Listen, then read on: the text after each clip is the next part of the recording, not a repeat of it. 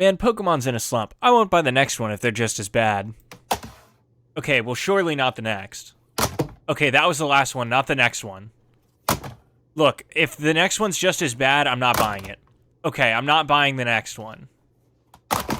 Okay, I'm not buying the next one.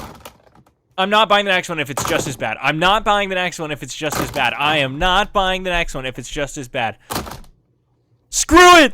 Ah! Excuse me, sorry, I don't know what came over me there. Pokemon is a series I grew up with and am very fond of. I have fond memories opening Pokemon Diamond on Christmas morning, watching the Pokemon anime with my friends after church on Sundays, and reading the Pokemon Adventures manga late at night when I wasn't supposed to be out. Sadly though, I don't think it's a hot take to say that the series has taken a serious nosedive. Pokemon games recently have been riddled with bugs, issues, pop-ins, I mean, you name it. The quality just hasn't been there. And on that topic recently, I have been struggling with why I keep returning to this franchise. Unlike things like Marvel or Fortnite, I can't seem to let it go. I've looked into a lot of video essays and different forums trying to figure out the answer to that question, why I keep coming back. And the common thing I keep finding is nostalgia, that you miss that time in your life, you miss being a kid, but that's not satisfactory. I don't think that's right. Actually analyzing the series and seeing what made it popular in the first place, I don't think nostalgia is why I keep coming back and enjoying it. I think it's the reason the series got bad in the first place. Pokemon games came out in the late 1990s with incredible success, not just because the games are good, but because there was also the release of the TCG and the anime around the same time, taking the world by storm. Gen 2 carried that momentum, so did Gen 3 and 4. 5 was kind of the killer. Even though that game is one of the best in the series, the black and white set of games really impacted the Pokemon Company's views on what they were making. That was the first time a game had been received negatively, and they learned from that. Unfortunately, not lessons that were good for the franchise. The one thing that is consistent throughout Gens 1 through 4 is access to Kanto specifically. Gen 1 is based in Kanto, Gen 2's post-game is Kanto, Gen 3 has a remake of Kanto, and Gen 4 has a remake of Gen 2, which has Kanto in its post-game. The series' reliance on this nostalgia was evident, and because of Gen 5's serious departure from that, I think that's what caused a lot of our problems, especially in our jump to 3D.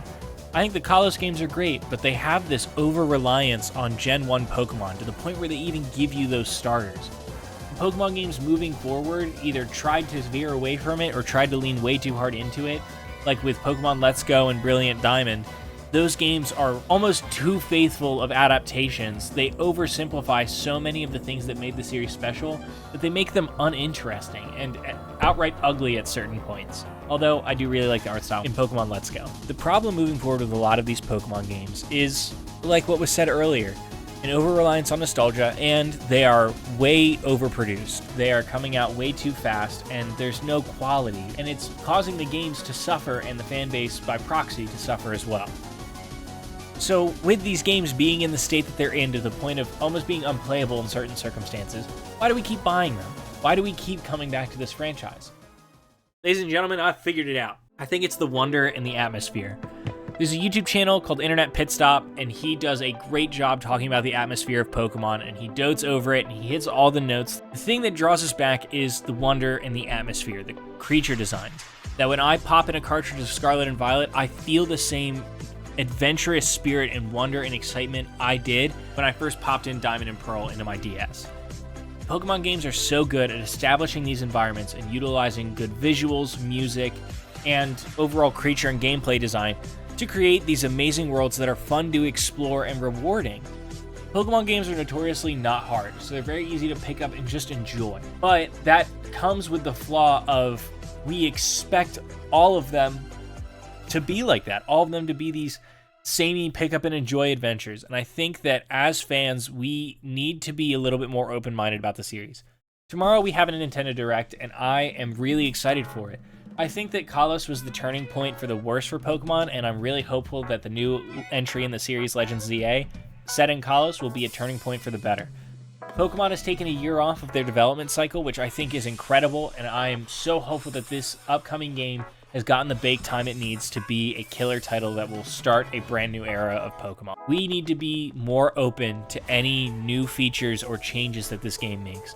Obviously critique it if you see frame drops or graphical problems, objective technical flaws, But if you see a new feature, like new Pokemon and a lack of old Pokemon, don't get up in arms.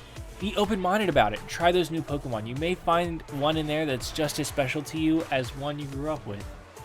Other than that, though, I really appreciate you watching this video. If you agreed with me, maybe hit the subscribe button and give me a like. If you disagreed with me, go be an idiot in the comments, and I'll be an idiot down there with you, and we can talk about it. But thank you so very much for watching this video. I appreciate you giving me your time, and I will see you next week. Bye-bye.